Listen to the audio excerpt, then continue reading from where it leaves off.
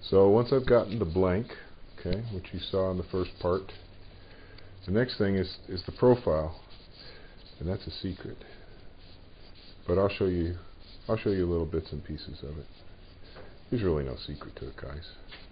You just find the shapes that you like and try and replicate them. As you can see, I've made a few shell preppers. Every time I make a shell prepper, I end up with one of these. Okay.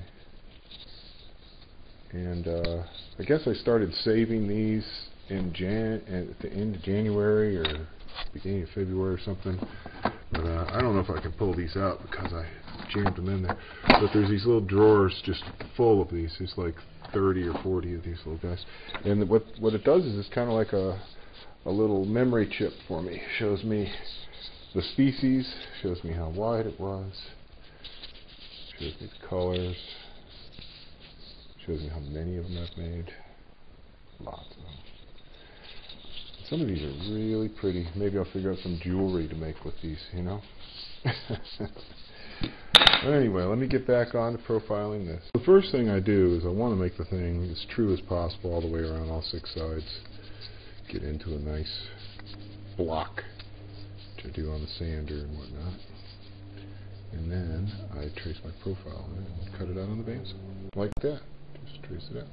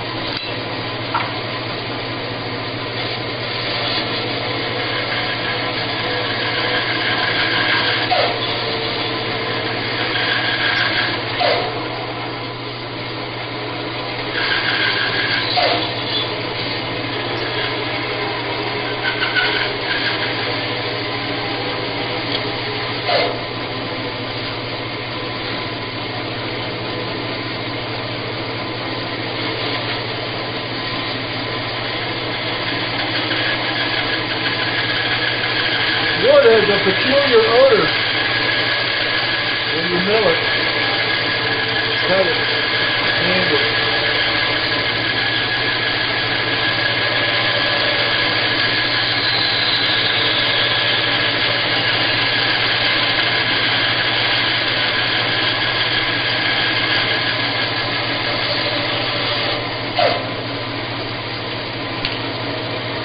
Another one for the collection.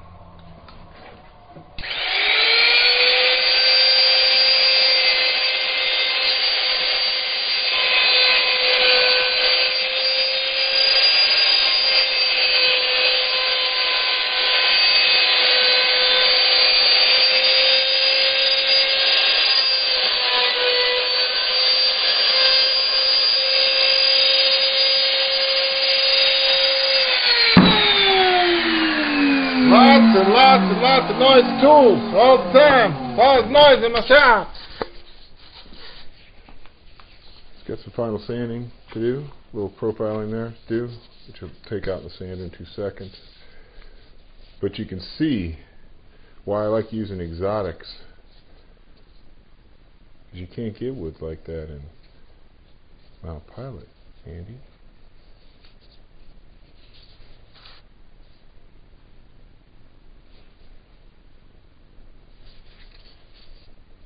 And that is a Canary wood shell prepper ready to rock. Let's test it again, just for fun.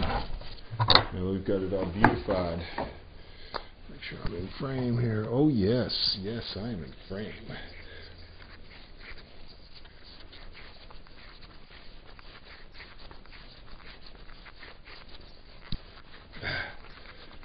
When they're new, you gotta wear the wood in just a little bit. Plus, I sand it everywhere, including the inside of the hole. There you have it. Oops. I think I gotta have the blade out just a little bit further. Yep. Just a touch further. No problem. Let's adjust it now. Not later. Do it now, man. Make sure this thing is 110%.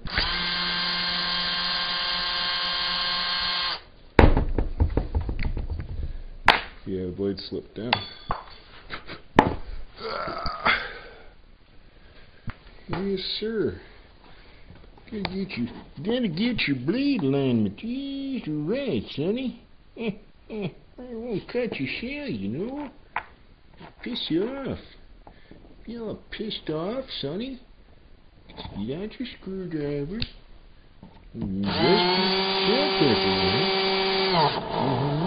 That's right.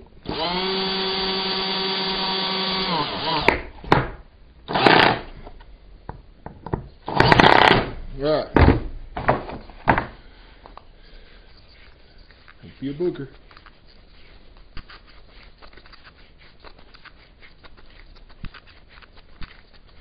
I do about 5 shells right away. I just roll it in there, around, around, around, to get it to break in.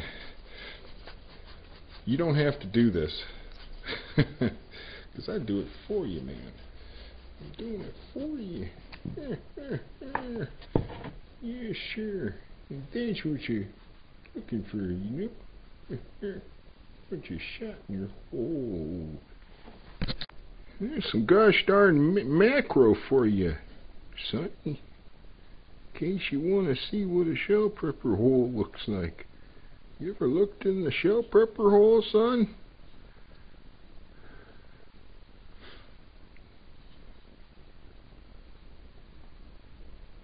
I take it apart one more time, again, some more, okay, and I sand it. I give it a sandulation on the sanderator.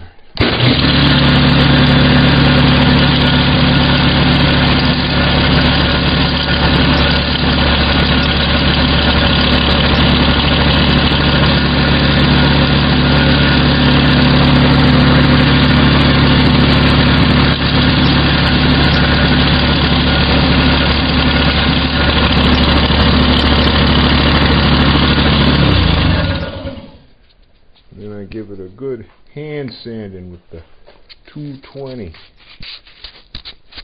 This is very nice paper. This is what I'm using. I have the yellow 3M paper in abundance, but for some reason I like the way this sands. Did you think it was over, son? No, we're just getting started. That's right. This is the part nobody knows about.